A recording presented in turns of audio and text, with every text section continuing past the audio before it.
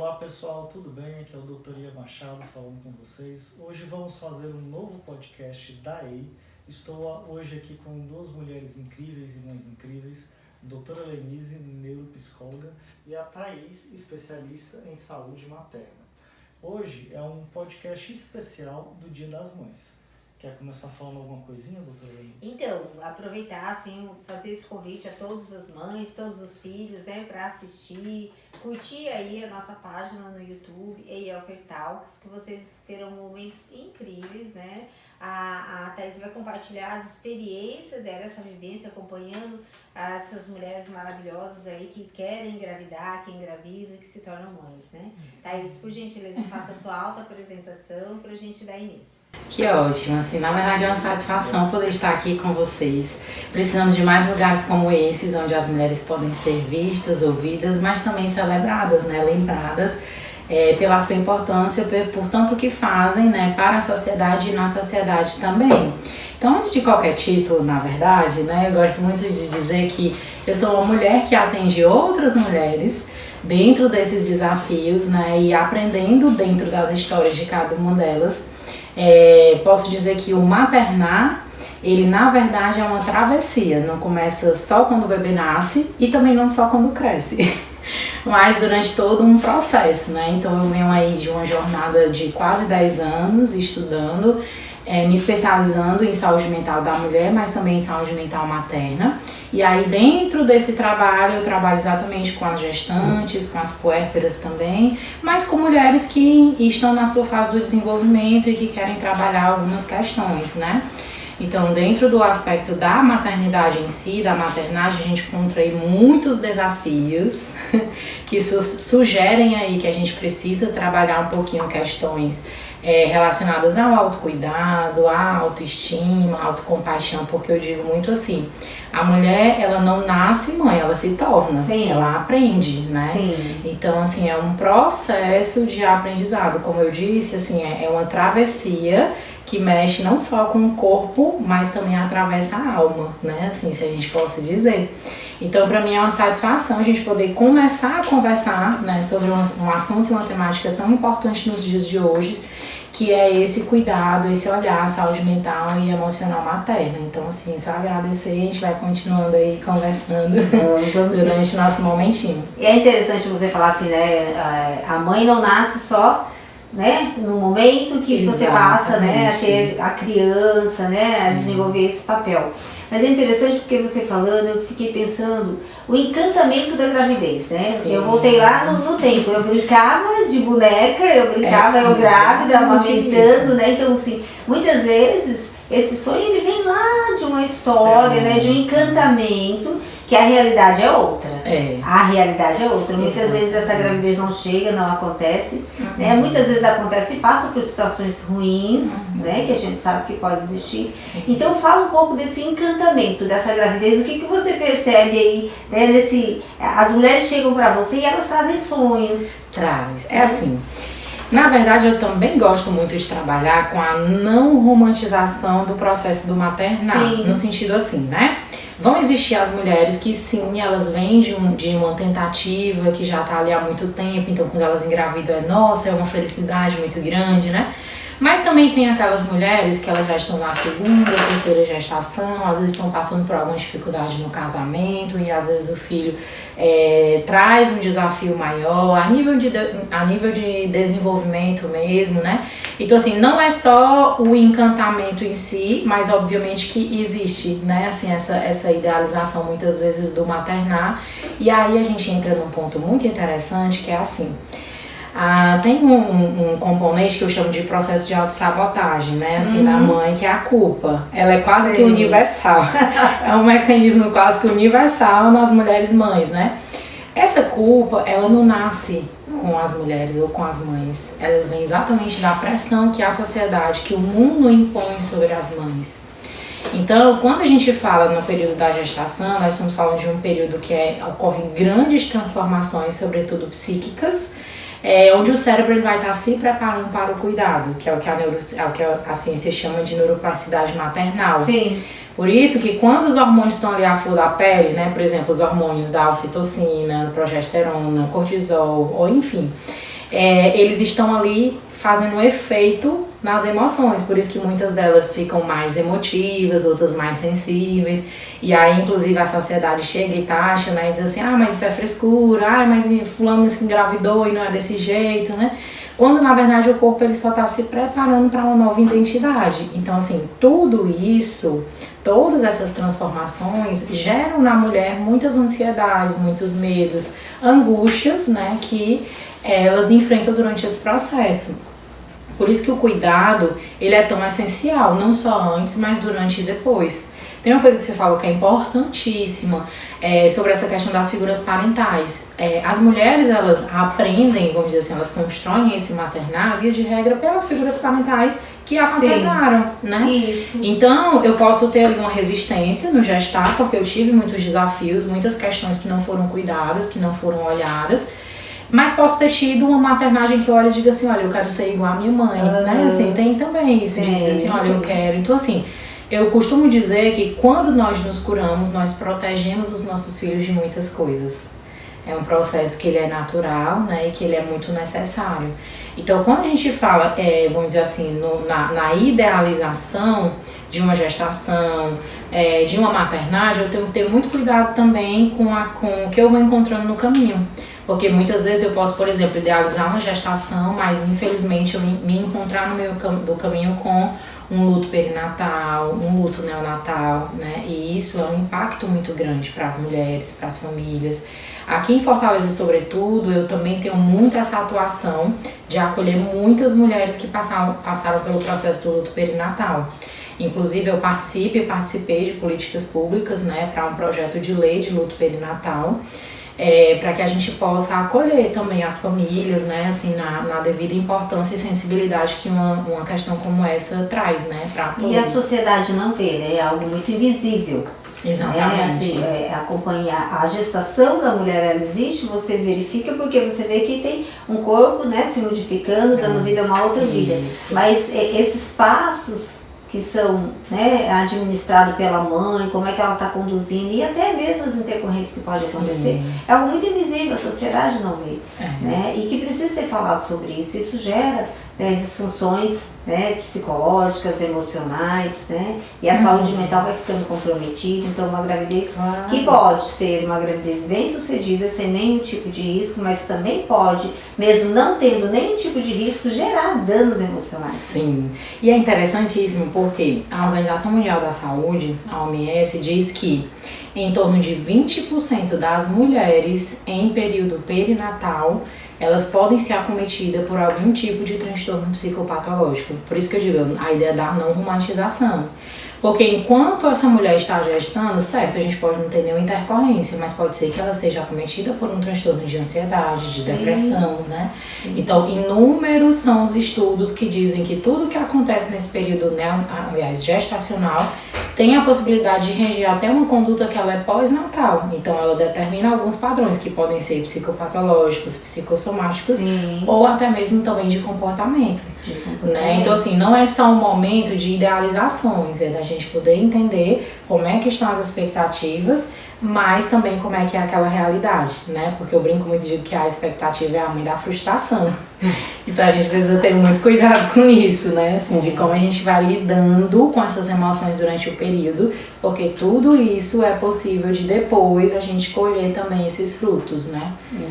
Da questão e esses emocional. danos, né? Muitos deles são irreversíveis, né? Tem danos mentais que se tornam irreversíveis, emocionais, né? Então, olhar para essa realidade é uma realidade que ninguém fala. Exatamente. Né? A fulana tá grávida, ai que lindo, quando é que nasce, mas ninguém sabe o processo, né? Pronto, exatamente. Do durante, do pós, né? Então isso também é o que precisa ser dito. E tem um dado importante também que eu sempre coloco nas sessões quando eu atendo, né, mulheres que tiveram filhos recentemente, é a questão dessa identidade, né? Essa identidade. Então você pode ter 2 filhos, mas essa identidade ela vai se renovar. Você é uma mãe diferente para cada filho, para cada gestação é diferente, né? Embora Pode ser tudo muito tranquilo, mas você estava em outra fase da tua vida. E como é importante também essa consciência, né, para nós mulheres, né? Então, assim, cada gestação, cada filho é um momento diferente da minha vida, é impossível ser igual, né? Então, nasce um filho, nasce uma nova mãe. Você pode ter 5 filhos, nascer uma nova mãe, né? Então, isso é bacana a gente falar, né? E aí, doutorinha, assim, por gentileza, fala um pouquinho sobre o que você observa, assim, de alterações voltado para essa questão da saúde mental da mulher nesse, né, durante a gestação, durante esse pós-parto, né? O que a gente vê muito no consultório, né, são tanto durante a gestação, né, o aparecimento desses sintomas depressivos, sintomas ansiosos, como muitas vezes essa mulher já traz essa bagagem, né? Então, durante a gestação, acaba que muitas mulheres, às vezes sem orientação, acabam, por exemplo, estar tomando uma medicação, aí para por conta da gestação, para não fazer mal para o bebê, e desencadeia ali durante a gestação. Tem algumas alterações hormonais que são de períodos da gestação, por exemplo, primeiro trimestre, aumenta muito o beta-HCG, né? Aquele período que a mulher fica enjoada, pode às vezes ficar com alteraçãozinha de humor também. Então isso influencia no primeiro trimestre. Já chegando no final ali, tem um aumento de estrogênio, ocitocina, prolactina, progesterona. E assim que nasce o bebê é uma queda abrupta ali de progesterona, estrogênio.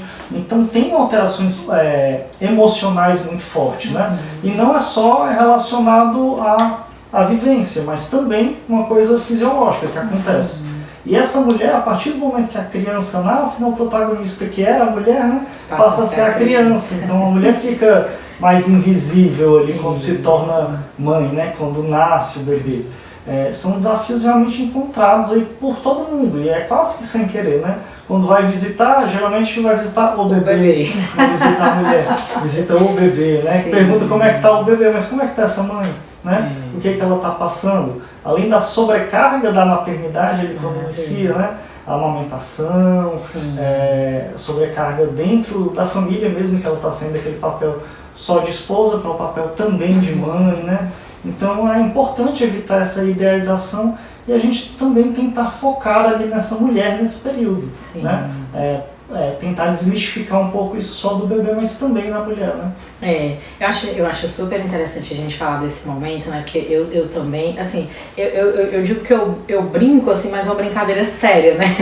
Mas assim, eu gosto muito de falar dessas coisas, assim, que trazem para reflexão, né? Quando a gente fala do puerpério, a gente fala de um lugar que é pouco compreendido, onde aquela mulher ali, ela já pariu, mas realmente ela continua em processo de construção. Sim. Só que, e aí o que eu ia dizer, né? Eu brinco dizendo que o puerpério é o lugar da verdade.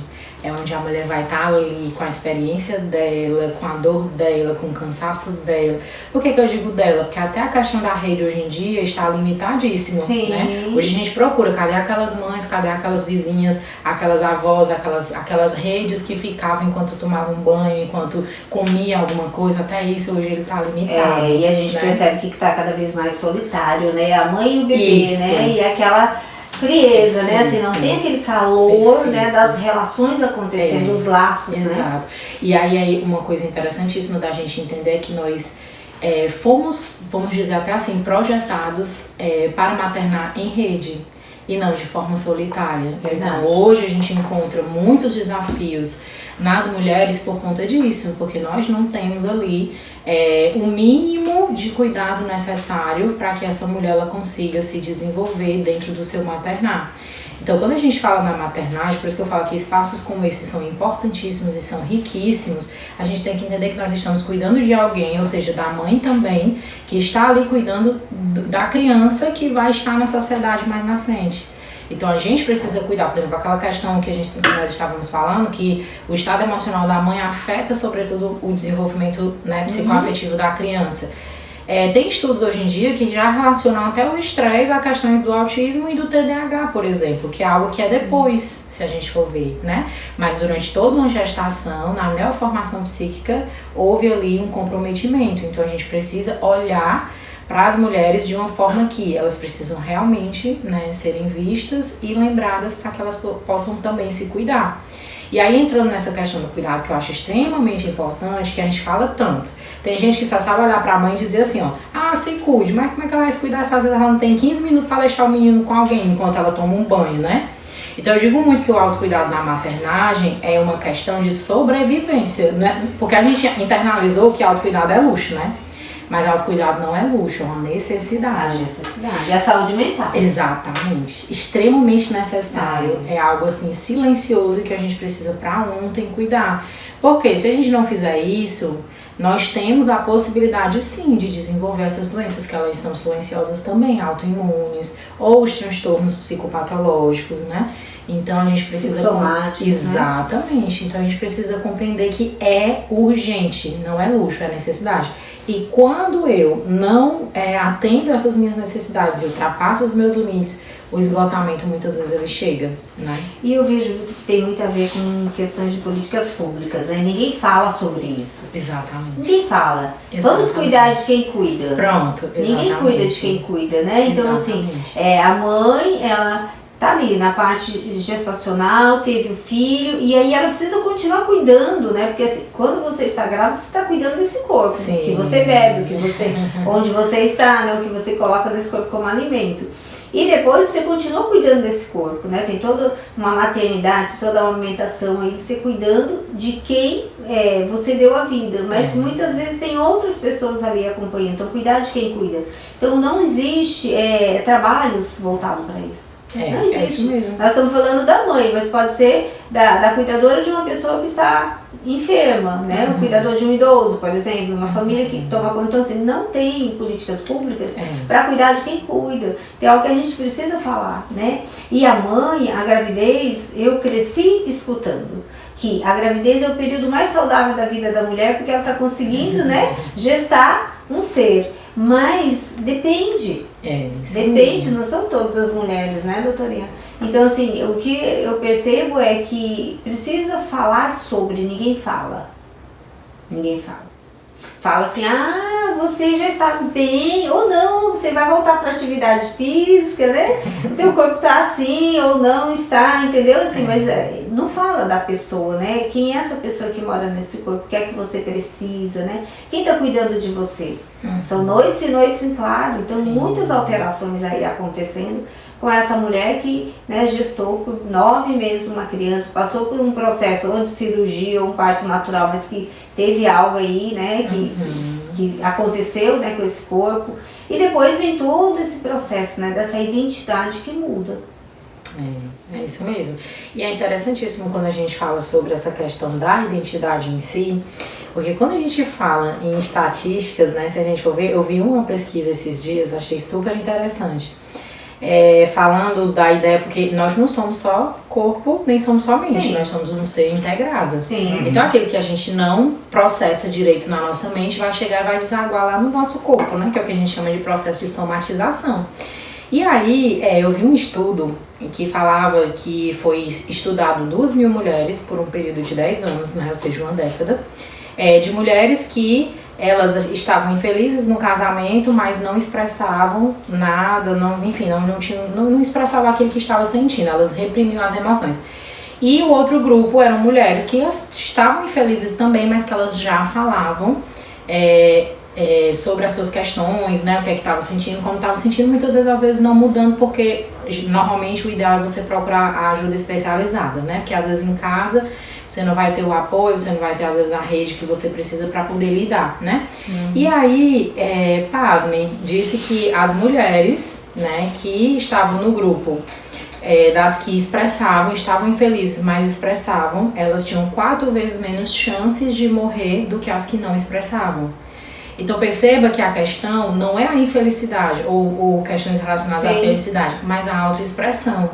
Então as mulheres com o tempo, elas também foram parando um pouco mais de falar. Agora que estamos voltando, algumas mulheres que a gente chama assim, né, possivelmente às vezes de empoderadas, enfim, tem os codinomes, né, mas que elas estão falando mais sobre aquilo que incomoda do que reprimindo, mas antes era muito mais fechado. As mulheres não falavam sobre o que estavam sentindo pelo medo do julgamento. Porque existem duas crenças que eu digo muito fatais no processo da maternagem. É exatamente a percepção de você achar que você é responsável por tudo e por todos, e aí inclusive você deixa de se cuidar. Muitas doenças são subdiagnosticadas ou elas recebem diagnóstico errado em mais de 700 tipos de doenças, porque elas deixam o cuidado delas para depois, ou seja, passa mais de 25% da vida. E negligencia os sintomas, né, em prol dessa maternagem, sofrendo, né? Exatamente. Então, assim, não é que para ser uma boa mãe, eu preciso me anular, que é essa questão da identidade que a gente tá falando. Eu preciso me anular ou eu preciso não olhar pra mim, né? Dizendo assim, porque senão eu vou estar sendo egoísta, eu vou estar, ao invés de estar pensando no meu filho... Não, vocês têm que pensar igualmente que você também é importante nesse processo. Porque você estando bem, o seu filho vai estar bem também. Eu sempre falo isso. Exatamente. Olha, não tem como você querer ajudar o seu filho se você não está bem. Você precisa estar bem para poder ajudar o outro, né? Então, primeiro eu, né, nessa situação. Sim. E a questão também que é importante, sabe, Thaís, falar que essa missão da maternidade, ela não é para ser solitária. Sim. Ela não é, mesmo que hoje nós temos mais dificuldade de encontrar pessoas para estar ali, para nos ajudar, para ser colaborativo, rede de apoio. Sim. Mas é importante pedir ajuda, né? Isso compartilhar, mesmo, né? Essa maternagem, ela pode ser mais leve. E quando a gente fala de compartilhar, é importante lembrar que vou botar bem entre as com pessoas reais, né? Porque hoje em dia usa muito rede social, então você não tem só o julgamento ali de seu núcleo familiar, né? Você tem o julgamento de todas aquelas pessoas que te acompanham. Então compartilhar, se expressar, é importante nos locais certos, né? Evitar essa exposição excessiva em rede social para evitar julgamentos excessivos, né? Então é importante, faz parte do autocuidado ali dessa mulher. Sobre esses desafios ali na maternidade, tá? O que é que você nota de principal em relação a tanto o auto-julgamento da mulher quanto o julgamento da sociedade, essas mudanças com rede social? Pronto, eu acho interessantíssimo que a gente foi se perdendo exatamente nessa ideia da comparação, né? E do tipo assim, olha, quem é a mãe que menos dá tela? A mãe perfeita, né? E aí eu digo muito assim que não existe mãe perfeita, existe a mãe possível, né? Existe um processo ali, ele precisa ser respeitado. Possível ainda no momento, né? Porque pode ser que no outro momento pode ser até melhor, né? Porque assim, é muito irreal eu pegar o perfil de uma blogueira que de manhã ela pega um jatinho e vai em determinado lugar e eu não vou conseguir ter essa realidade. Faz biscoitos ali do Himalaia, né? Tipo isso. Tipo isso. Então assim, eu preciso entender que as minhas expectativas, elas precisam ser reais, elas precisam ser saudáveis e elas precisam ser possíveis. Porque se eu estou num processo de comparação onde eu não consigo me enxergar e ao mesmo tempo eu gostaria de ser aquilo que eu não vou poder ser, o que eu não sou, não porque as mulheres não possam, as mulheres podem ser o que elas quiserem. Mas eu digo assim, naquele momento de vida, às vezes, não é o que caberia pra ela. E aí entra essa questão do adoecimento, porque acaba que elas se comparam, elas querem coisas que às vezes naquele momento não é possível, e aí entra nesse processo de adoecimento. Então assim, quando a gente fala de saúde, adoecimento, a gente também está falando de um determinado nívelzinho ali de equilíbrio, né, de leveza, pra gente poder conseguir lidar com o processo, né? O papel do psicólogo é fundamental, né? Assim, conseguir fazer essa adaptação para conseguir lidar com esse processo tanto de maternidade, né? O auto-julgamento e o julgamento da sociedade, né? Então, assim, o psicólogo ele vai transformando, cuidando da mente ali conforme vai fazendo ali as sessões, as terapias, por isso é importantíssimo, fundamental. Tanto para prevenir esse adoecimento, né, quanto no processo já de adoecimento para ir melhorando, né? Muitas vezes, hoje em dia, a gente pensa, não, vou medicar e vai resolver. Mas transformar essa mente para conseguir mudar ali, modular o jeito que essa mulher está pensando, para conseguir realmente alterar esse ambiente, né? Como você falou. Se expressar é uma forma de se cuidar, né? E no psicólogo a pessoa pode ali se expressar de uma forma sem julgamento, né? Da forma que ela quer. Então muitas vezes é a rede de apoio dessas pessoas, dessas mães, né? Nesse momento. Então, quando você fala do que é possível, né? E uma palavra que é muito importante para nós mulheres, né? Uma sobrecarga insuportável que que a sociedade impõe e a gente aceitou, né? De alguma forma nós aceitamos. Mas assim, pensar sempre no momento, sabe, Thaís? Porque assim, no momento eu posso ser uma mãe melhor, né? No momento eu posso ser uma mulher mais perfeita dentro do que eu chamo de perfeição, sabe? Aceitar, ter essa flexibilidade cognitiva também, porque muitas vezes as mães vêm com esses modelos que já traz, né? De outras gerações de avós, de mães, né? Então, pedir ajuda, né? Falar dessa sensibilidade, do que está sentindo. Por isso que a linguagem é tão importante, né? Sim. A terapia, ela traz essa linguagem, seja ela falada ou escrita, né? Ou apresentada em forma de um choro, né? Em forma de um comportamento que está diferente, divergente do que é o normal. Então, assim, eu penso que esse podcast assim, é para todas as mulheres, sim, que tem filho ou que não tem filho, tá entendendo? Sim. Por quê? Porque de alguma forma, assim, essas mulheres estão vivendo esses papéis. Sim. Outra coisa, nós estamos falando da maternidade. Mas assim, muitas vezes você não é mãe biológica, mas você cuida do teu pai, você cuida de um irmão, você cuida, tá entendendo, de pessoas. Do trabalho, maternar, vamos dizer assim, é o cuidado, né, que você tem com algo. E que realmente é algo invisível. Sim. E ele traz para você uma corresponsabilidade pelo outro, porque quando você gera alguém, você passa a ser responsável por aquele ser, né? E se você está nessa maternagem, seja um filho, ou seja um pai, ou seja um irmão, você tem essa responsabilidade, né? E a mulher, ela tem esses insights, né? Ela tem essa percepção muito ampla do todo, né? A mulher, ela entra num território como esse daqui, ela vê tudo, né? O homem é diferente, não que não veja, vê, mas é diferente. Então, essa sensibilidade faz com que a gente acabe se sobrecarregando, né? Então, assim, as mães hoje são mães multifuncionais, são mães que trocam pneus de carro, tá entendendo? Tem mães solitárias, né? As mulheres acabaram ficando muito sobrecarregadas, né? Então, assim, elas assumem um papel tanto de mãe, quanto no trabalho, né? Quanto em casa. Então, a sociedade cobra muito e sobrecarrega muito a mulher, né? Sim. E ser mãe é além do que as pessoas veem. É isso mesmo? É muito além, né? Então, assim, é uma maternidade invisível. Você sabe que você é a mãe, né, dessa criança, mas assim, o que ninguém vê? Muitas vezes nem o pai que está ali do teu lado vê. Muitas vezes as pessoas que estão convivendo naquele ambiente, né? Então, essa relação, ela é muito intensa, ela é muito profunda, né? O cuidar não é fácil. Estamos caminhando agora já para o finalzinho do podcast, tá? Assim, tem mais algum assunto que você queira tratar, falar, assim? A Thaís, assim, é uma psicóloga que eu conheço há muito tempo, né? Sou fã, Thaís. Mas você também produz alguns materiais, né? Fala aí dos seus materiais, das suas caixinhas.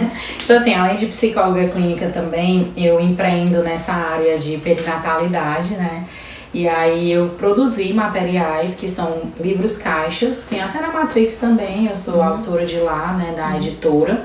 Mas eu tenho esses que lá no meu Instagram, que é @psicóloga Thaís Siqueira, tem um link que tem um lá que se chama Eu Mãe, que são 50 perguntas reflexivas para você lidar com o maternar de uma forma mais leve, de uma forma que vai te fazer refletir sobre algumas coisas que são muito essenciais e que às vezes na correria, na sobrecarga, você acaba esquecendo e você precisa retomar.